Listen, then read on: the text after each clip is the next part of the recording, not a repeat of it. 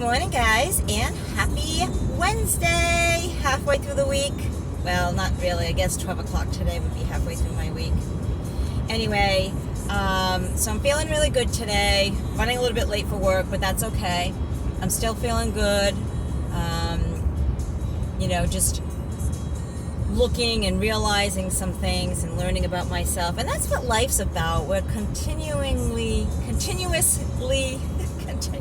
I can't say it, growing and learning. And if we're not, then if we're staying stagnant and stuck, we're pretty much not even living. So that's my belief anyway. So I like when I have growth and I'm learning things. It's uncomfortable, but I'm getting used to being uncomfortable. And thinking it's kind of interesting how, for me, and I've spoke to quite a few people that also feel this way, I can handle tragedy pretty good. Like when my mother passed away, don't get me wrong, it was sad. It was,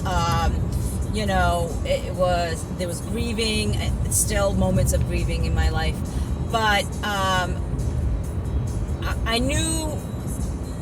I kind of knew how to deal with it. I knew to talk about it. I knew to allow the feelings to happen, to expect them to happen, and then just kind of ride them out type of thing. What gets me is the smaller things. Well, they're not really small things, but compared to losing your mom, I think it's relatively small. So communicating to someone, being vulnerable to someone, and being authentic with someone can be very challenging for me. And like I said, for a lot of people that I speak to about this. So, letting people know what your needs are, what your desires are, what your expectations are in a relationship. It's very, very difficult.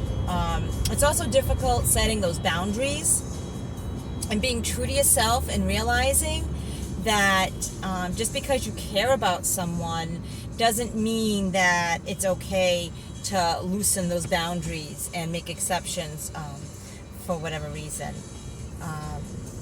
You got to be true to yourself. You got to be authentic to yourself, because if you don't, then in the long run, everybody suffers. So if you're not true to yourself, you don't take care of yourself, you become a mess. And when you become a mess, everyone around you is affected, right? So, and I know for recovery, if I'm not taking care of myself, my well-being, my peace of mind, my serenity, my recovery, everybody else suffers.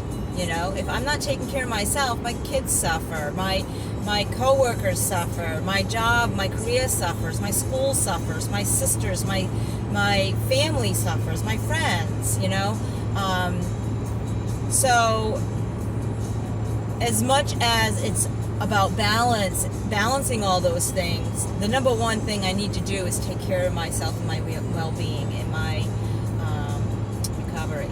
And at times that can be challenging. Like I said, when I lost my mom, I went back to meetings every day. I talked to my sponsor. I went full in again, just like I did at the beginning of my sobriety. And I allowed the sadness to happen, and knowing that it will pass. But when I become vulnerable with somebody, or when I feel my gut instincts is telling me something and I need to have a conversation with someone, it's not as easy. It's not as, I make excuses, I rationalize, I second guess myself, I doubt myself, and, am I really feeling this? Should I be feeling this? So it's a little bit more difficult for me to navigate through those type of things, those type of everyday things. Even, not necessarily romantic relationships, but with my kids, saying no to them or engaging in a difficult conversation with them can be challenging, more so than, if they were hospitalized or, heaven forbid, not that I'm wishing that. And like I said, it's almost like I can expect or anticipate the feelings that will happen around that and know what to do. Whereas when I'm being vulnerable and trying to set boundaries and be true to myself, is a lot more challenging. So I'm learning a lot about myself, and learning how to set boundaries and how to be vulnerable and be true to myself and have those difficult conversations. I hope this has helped you. I hope you guys have a wonderful day. It's supposed to be another gorgeous day here in New England, in southeastern Massachusetts, and the weather here, I think it's supposed to hit up to 60 again today.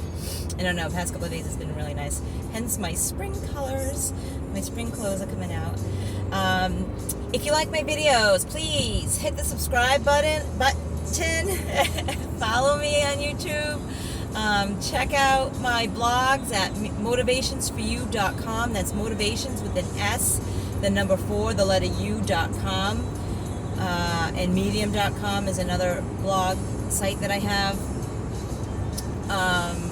I have some podcasts on Anchor, also Spotify, also under the name Motivations for You, and on Instagram and Facebook under Recovery Enthusiast. So check them out. And if that's not enough, check out my website, recoveryenthusiast.com. Stay blessed. Let the people that you love know that you love them on a daily. Text them, hug them, pray for them, whatever it is that you do. But let them know. And live your life enthusiastically. There's really no other way. Till next time, peace, guys.